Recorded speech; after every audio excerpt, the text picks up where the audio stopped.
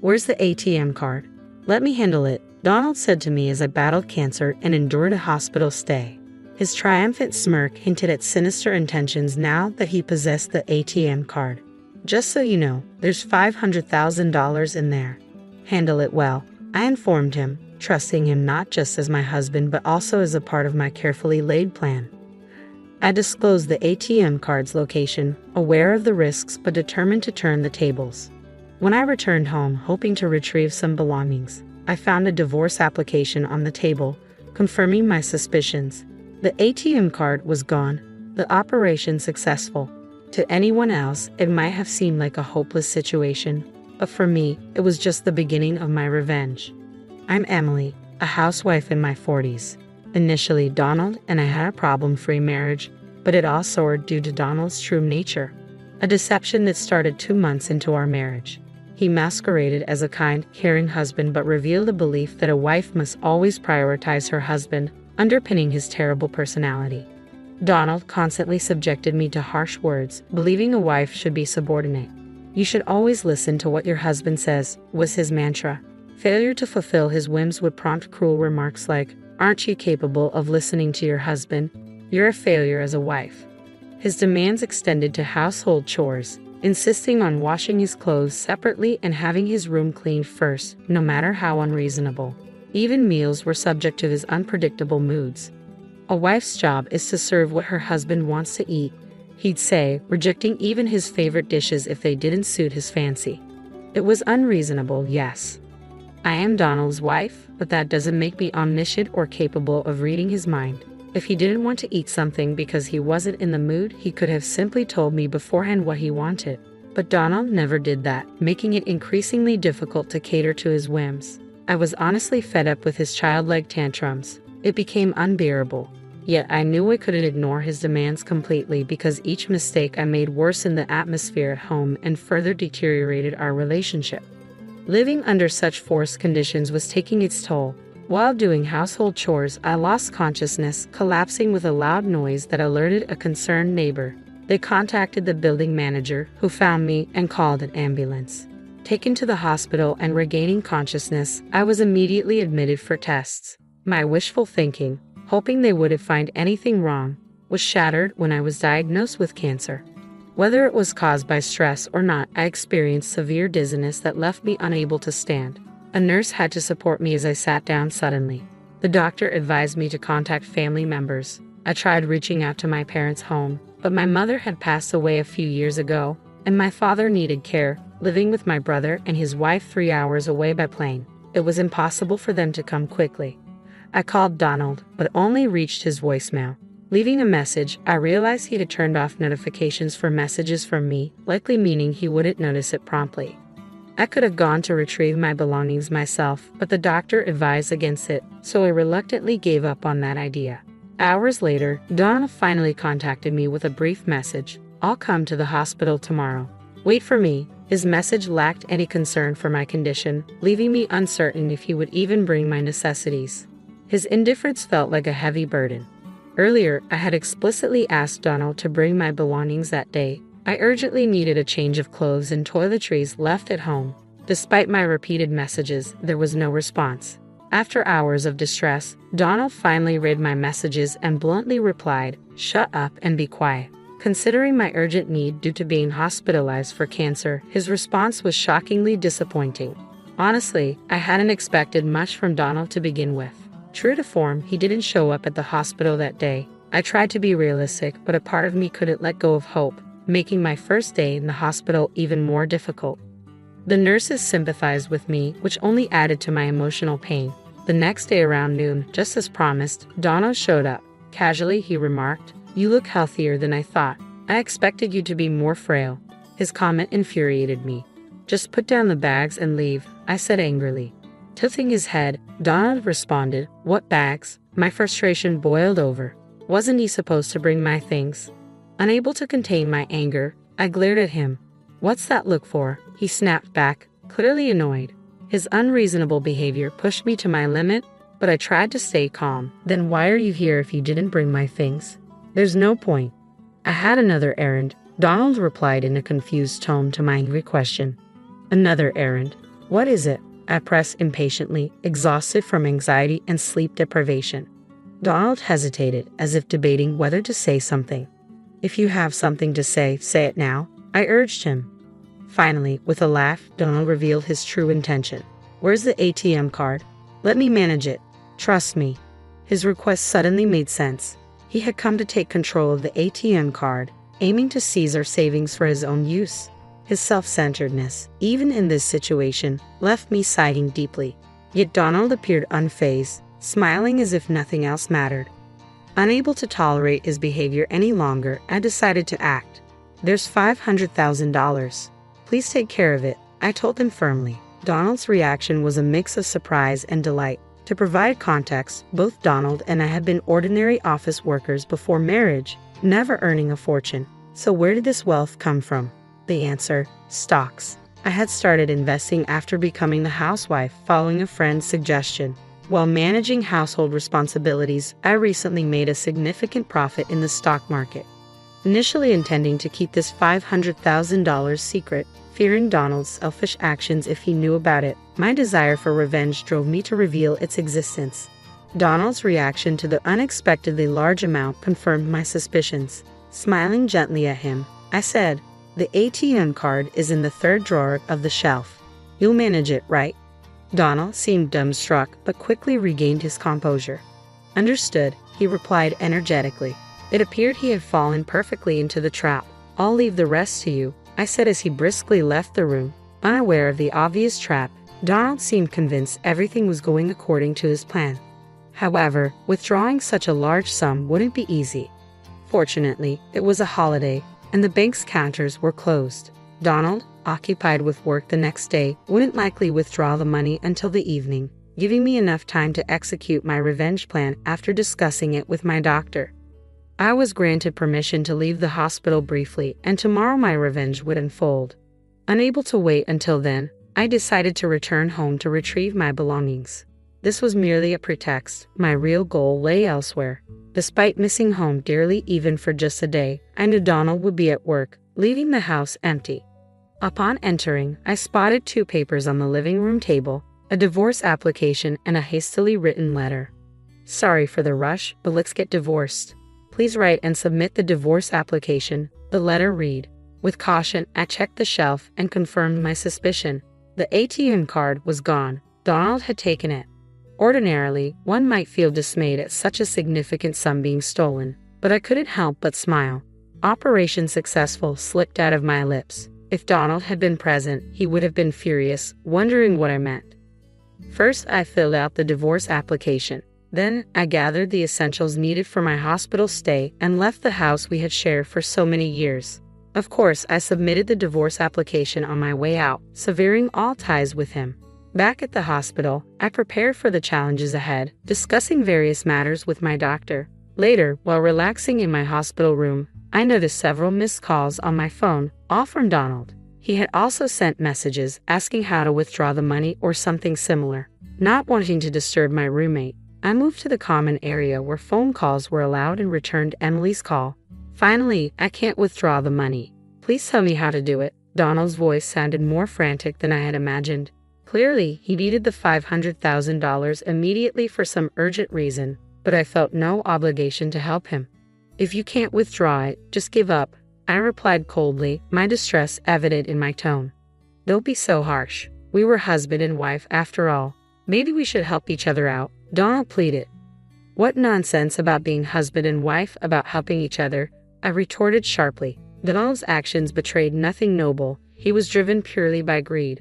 There was no way I would entertain Donald's appeal to sentiment. "Are you having trouble withdrawing the money?" I asked, trying to maintain some semblance of detachment. "Yes, I urgently need the $500,000. Please help me." Donald's voice trembled with desperation. It was the weakest I had ever heard him. The thought of Donald being so cornered almost made me laugh, but I decided to confront him with the harsh reality. "The method is correct, but the ATM card you have now won't work anymore," I stated bluntly.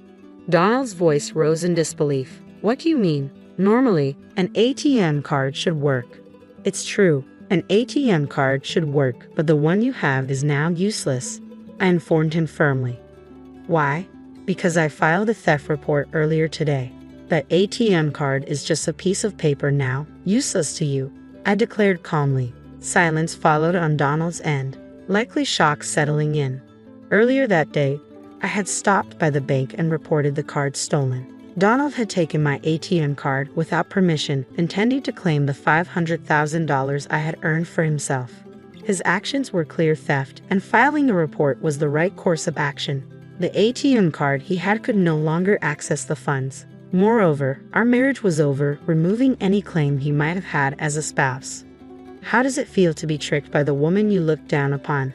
I couldn't help but add with a hint of satisfaction. I don't know what you wanted the $500,000 for, but I'm not foolish enough to hand over such an amount under these circumstances, I continued firmly, exhausted by his pleas. I need the $500,000 right now. Please, I'll do anything. Just give me the money, Donald pleaded desperately. His urgency was palpable, but I couldn't fathom why he suddenly needed such a large sum. Why do you suddenly need $500,000?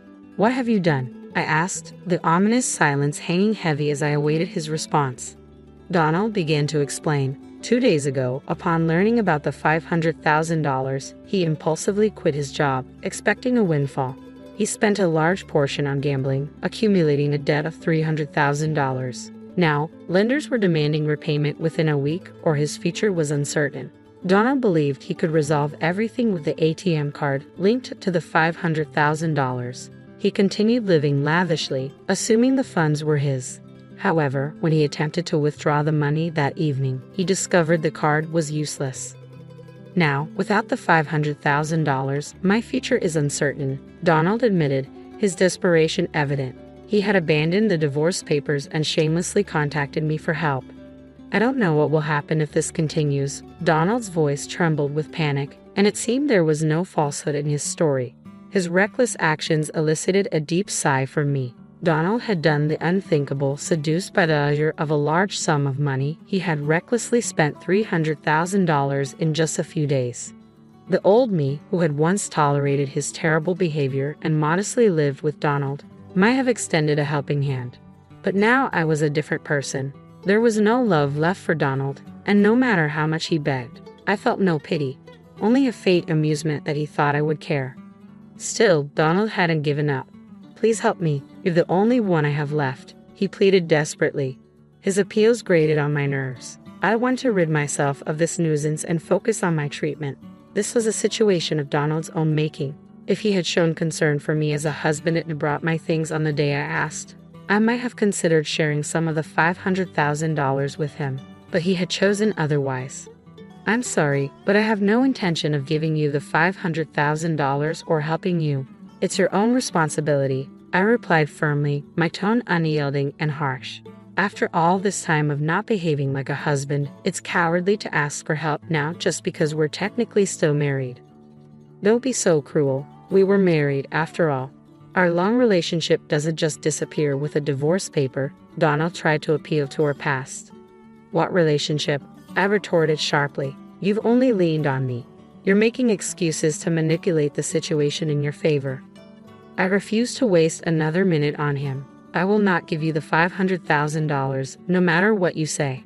Donald's desperation escalated.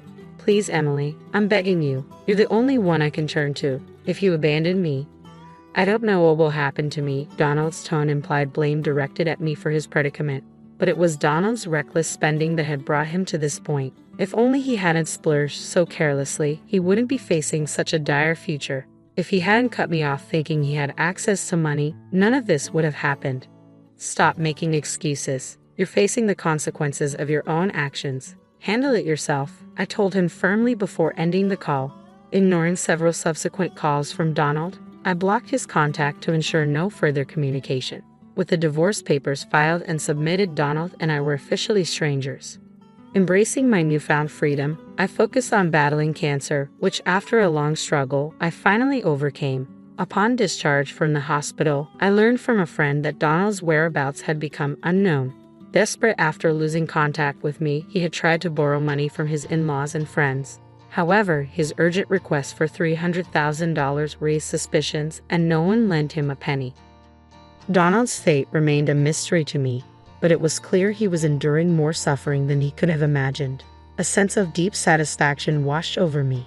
Post-cancer, I moved out of the house I had shared with Donald, found a new home, and began working from home, relishing my independence. Thankfully, my finances were secure.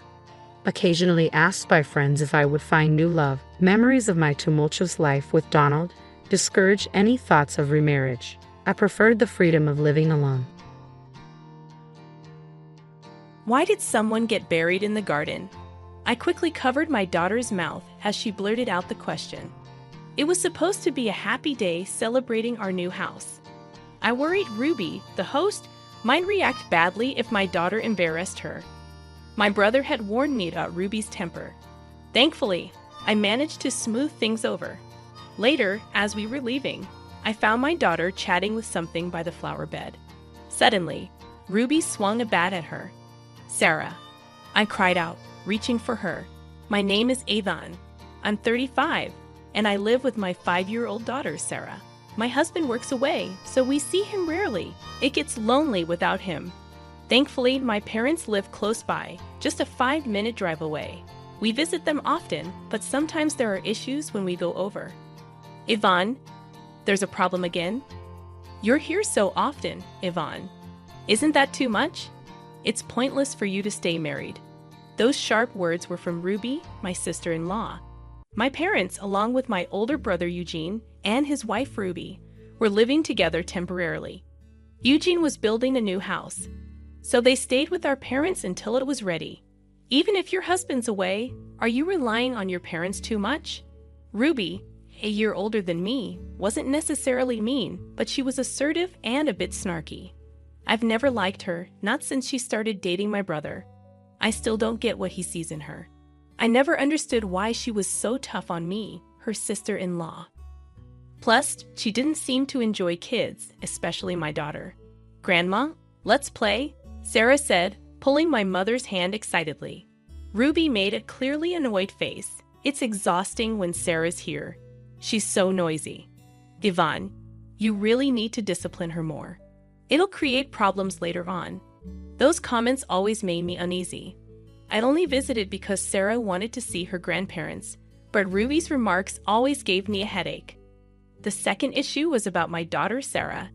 She has a strange ability to see things others can't and sense certain things. At first, we didn't believe it, but after she accurately found lost items and other eerie incidents, we started to accept it. It was a family secret we kept hidden. I never thought it would come out like this. Finally, the long cohabitation was ending. My brother and his wife's new house was ready, and they were moving out soon. I was looking forward to it. Living together had been tough. Ruby whispered to me, and I could only manage a weak smile. It wasn't just hard for her. I was relieved our parents' home would finally be peaceful. My daughter looked at me curiously. "Mom, why do you act differently around Ruby? You're more relaxed with Grandma and Eugene." "Well, you see, Eugene and I grew up together, but Ruby only recently joined our family through marriage." My daughter seemed unsure. "Sorry, was that confusing?" "No, I understand, but it's sad." "Sad?" I asked, puzzled. Sarah nodded. "It's sad that we finally became a family, and now we're going to be separated again soon." When Sarah speaks like that, it's oddly convincing. Separated. Could it be that Eugene and his wife are getting divorced? While it would be a relief for me, I feel bad for Eugene if he's upset. So they just finished building their new house, and now the idea of them divorcing so soon is hard to grasp. I couldn't understand it, so I simply asked Sarah to promise not to talk about it elsewhere and decided not to think about it too much. Some time after Eugene and his wife moved, we got an invitation to their housewarming party. We wrapped a nice gift of money, and the 5 of us, including my parents, Sarah, and me, went over. Eugene's house was about a 20-minute drive from our parents' place. Since my small car couldn't fit all 5 of us, we had to use my father's car. It was an old manual transmission, which made me nervous, but my father is a safer driver than I am, so it should be fine. "It's pretty impressive to me that you can drive a stick shift," I said to him. When we arrived, I was immediately struck by the beauty of the place. It was a brand new build indeed. The exterior alone was impressive. The yard was spacious, and there was even a new flower bed near the bay window. There weren't any flowers yet, just soil, but it was still impressive. "Wow, it's so big," Sarah exclaimed, running around the yard with joy. "Hey, Sarah," I called out, trying to catch up to her, but Eugene stopped me. "Let her play. It's okay if she wants to enjoy the big yard." "Oh, thank you," I replied, trusting Eugene's judgment. I kept an eye on Sarah to make sure she stayed safe. While she stayed in the yard, Sarah wouldn't get lost or bother anyone. I found myself daydreaming about having a house of our own when Ruby came over, loudly reprimanding us from a distance. "Hey, Yvonne, you should be keeping a closer eye on Sarah." "Oh, did she do something?" Sarah had been playing around, but she hadn't caused any trouble. I couldn't recall anything that would upset Ruby, but she seemed angry. Is it normal to let kids run wild at a housewarming? It's quite disruptive, don't you think? "I'm sorry, Eugene said it was fine, so I thought it was okay." That's just Eugene being too polite to say anything. Don't take it personally. I couldn't afford to upset Ruby further. I had seen Eugene endure Ruby's outbursts many times before. I apologize. I'll make sure she behaves. I went after Sarah, who had just dashed past me. As I approached, I found her crouched by the flower bed, staring intently. All she could see was dirt. No flowers had bloomed yet. "What's so fascinating, Sarah? What are you doing?" When I asked from above, my daughter looked up and said, "Why is there a person buried in the garden?" "What?" After a moment to process her words, I instinctively covered my daughter's mouth. Of all things, she had to say that here during my brother and his wife's housewarming. It was meant to be a joyous occasion, but if Sarah said something inappropriate, it could cause trouble. Ruby had a temper, as my brother had warned me. It seemed my brother had heard, but fortunately, Ruby was engrossed in conversation with Mom and hadn't noticed. "Look, Sarah, what a lovely house. Isn't it beautiful? Let's go inside." I caught my brother's eye, his expression mixed, and tried to distract my daughter as we moved. I kept my hand over her mouth, but Sarah squirmed free and said, "Mom, it's strange. Why aren't we helping the person buried in the garden?" "Sarah, it's okay. I'll talk to Eugene." Sarah slipped away and ran to my brother, grabbing his hand and pulling him toward the flower bed. Seeing the look on my brother's face, who knows? Sarah's determination spoke volumes. "Sarah, do you see something by the flower bed?" Sarah looks up at my brother, tilting her head. "Yeah, Eugene, can't you see? We need to help them quickly. They're calling for Ruby, asking for her." This caught both my brother and me off guard, and we exchanged surprised glances. Ruby was still engrossed in conversation with Mom. Ruby's name, right here. My brother and I approached the flower bed. Upon closer inspection, the soil Sarah pointed to had a slightly different color, as if it had been disturbed before. A shiver ran down my spine as a chilling thought crossed my mind. What should we do, Eugene? We can't just ignore what Sarah said. Not because she's a child, but because it's Sarah. My brother fetched a small gardening spade from the back of the house. It seemed inadequate for digging, but it was all we had. When we tapped the soil, it felt unnaturally hard, as if something had been compacted to conceal it. My brother, perhaps frightened, was cautious and couldn't apply much force with the spade. Impatiently, Sarah grabbed the spade from him. "Eugene, you're not good at this. Let me do it." "Sarah, wait," I said, reaching out to stop her. But Ruby grabbed Sarah's wrist before I could react. Ruby had approached unnoticed and squatted down to Sarah's level, smiling brightly. "Hey, Sarah, don't touch my special flower garden." Relieved at Ruby's cheerful demeanor, I pulled Sarah closer. "That's right, Sarah. You can't touch things without permission. Sorry, Ruby." "No problem, but don't touch it again. Ever." I sensed an unusual intensity in Ruby's demeanor. I lowered my head again, attempting to escape to my mother, Yvonne, with Sarah in tow. But Sarah pointed at the flower bed once more and exclaimed, Look, that person is watching Ruby over there. Sarah, you might scare Ruby with that talk. Please don't say such things. Whenever Sarah said something like this before, it left people pale and trembling. I imagined Ruby must be terrified to hear such things about our new home. Apologies, Ruby. It's just a misunderstanding by Sarah. I tried to make amends, glancing at Ruby's face. Despite any dislike I harbored for her, I felt sorry for frightening her. I thought I needed my brother Eugene to smooth things over, but Ruby's expression caught my breath. Instead of fear, her eyes were wide with anger. Sarah, is someone really watching me? Yes, and they're asking for your help, Sarah replied. Ruby simply scoffed and smirked, but her eyes betrayed no amusement. For some reason, Ruby's expression filled me with dread, and I shivered. I'm sorry, Ruby. It's fine. Just kids being kids, Ruby dismissed, though her tone lacked warmth. Eugene swiftly intervened between me and Ruby, diffusing the tension for the moment. We entered the new house with our parents and settled onto the plush new couch. Wow, it's so comfy, Sarah exclaimed. Her spirits lifted in the new surroundings as she sank into the couch happily. It seemed she had completely forgotten the earlier incident, and I felt relieved.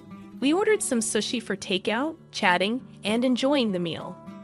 Sarah must have been tired from all the excitement because before long, she had fallen asleep on the couch. Would you like to take her upstairs to bed? Should Eugene carry her? Really? Thank you. That would be helpful. We still have some time before we head back. It might be better than her sleeping in the busy living room. Initially, I thought so too, but then I had a bad feeling. I think it's fine. She might feel lonely waking up alone.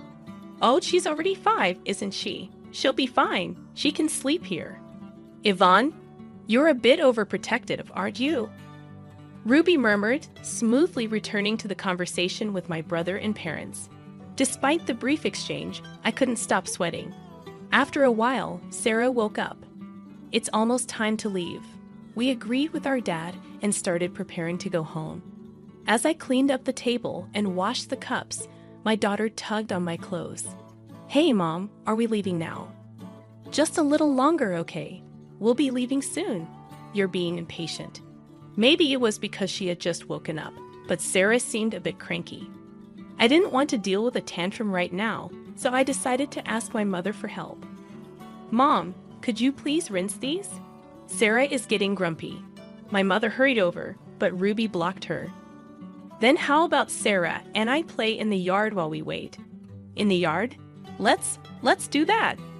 My daughter lit up at the idea of going outside. More than that, I was surprised that Ruby invited her to play. She wasn't known to be fond of children, so I was puzzled but grateful. Thank you, Ruby, but we're getting ready to head home. It's just until you leave. It's fine.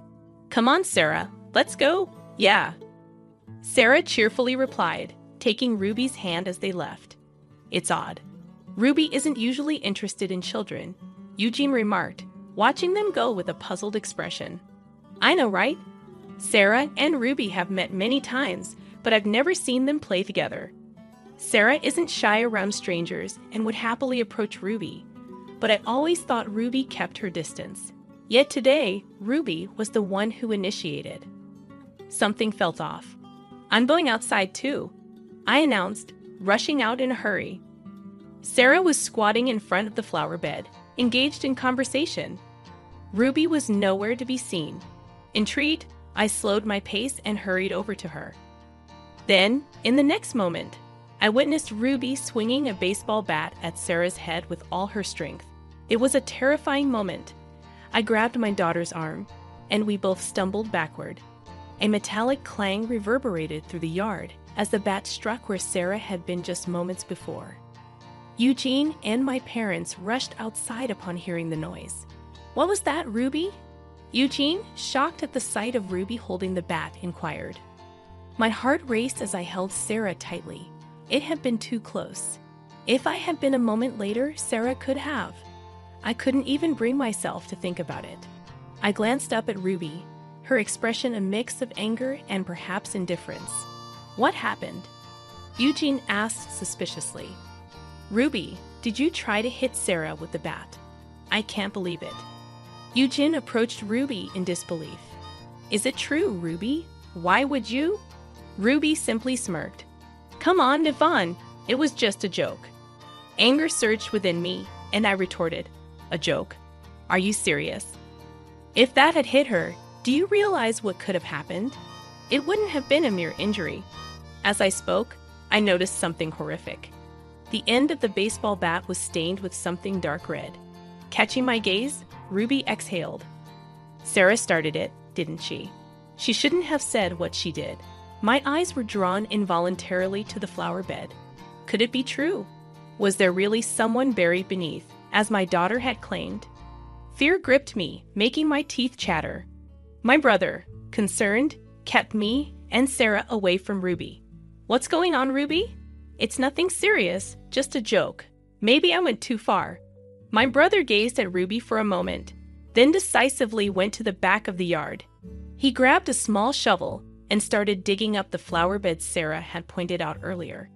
Hey, Eugene, what are you doing? Ruby tried to intervene, but she couldn't stop my brother. He kept digging until he unearthed something, leaving him speechless and clutching his head. Ruby collapsed weakly beside him. Eugene, Yvonne, call the police, he said urgently. Quickly take Sarah and go home. From my brother's unusual behavior, I realized Sarah's words were true. He had found something Sarah had mentioned. I immediately dialed the police. Surprisingly, Ruby remained subdued until the police arrived. She repeated, "It's all over," as if in a daze, but she didn't become furious or try to escape. Once the police arrived, I decided to stay with my brother while leaving my daughter with my parents. My mother was too frightened to accompany us, and although my father offered to stay, we would then be without a driver. I'll be fine alone, I insisted, though it wasn't entirely true. I couldn't leave my brother by himself. Sarah, listen to Grandma and Grandpa and wait here, okay? Okay, Mommy. Take care of Eugene too. Of course. I couldn't gauge how much my daughter understood, but I reassured her with a smile. My brother appeared to be conversing calmly with the officer. I observed from a corner of the yard so as not to interfere. Suddenly, Ruby's voice erupted in anger. I've already told you, I don't know anything. Fine, let's go to the station and I'll explain everything there. You're just trying to blame me? I won't go. The officer looked puzzled by Ruby's outburst. A female officer attempted to grab Ruby's arm, but she shook her off and sought refuge behind my brother. Eugene, help me.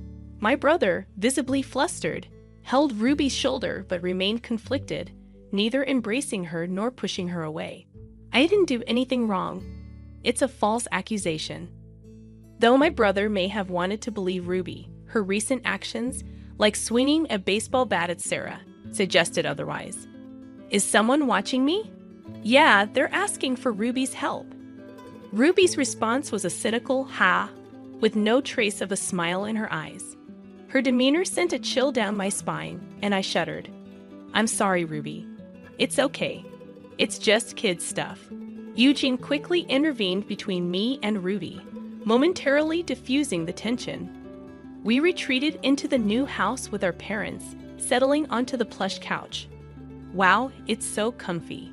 Sarah's mood seemed to brighten in the new surroundings as she happily sank into the couch. She appeared to have forgotten the earlier incident, bringing a sense of relief. We ordered some takeout sushi, engaging in light conversation while eating. Sarah must have been exhausted from all the excitement, as she soon drifted off to sleep on the couch. Would you like to put her to bed upstairs? Should Eugene carry her? Really? Thank you. That would be helpful. We still have some time before we head back. It might be better than her sleeping in the busy living room. Initially, I thought so too. But then I had a bad feeling. I think it's fine. She might feel lonely waking up alone. Oh, she's already 5, isn't she? She'll be fine. She can sleep here. Yvonne, you're a bit overprotective, aren't you? Ruby murmured, seamlessly rejoining the conversation with my brother and parents. Despite the brief exchange, I couldn't shake off my nervousness. Soon after, Sarah woke up. It's time to leave. We agreed with our dad and began preparing to head home. As I tidied up the table and washed the cups, Sarah tugged on my clothes. "Mom, are we leaving yet?" "Just a little longer, okay? We'll be leaving soon. You're being a bit impatient." Sarah seemed a bit cranky, perhaps due to just waking up. Not wanting to deal with a potential tantrum, I asked my mother for help. "Mom, could you please rinse these?" Sarah is getting a bit grumpy. My mother hurried over, but Ruby blocked her. "How about Sarah and I play in the yard while we wait?" "In the yard? Yes, let's do that." Sarah was thrilled at the idea of going outside.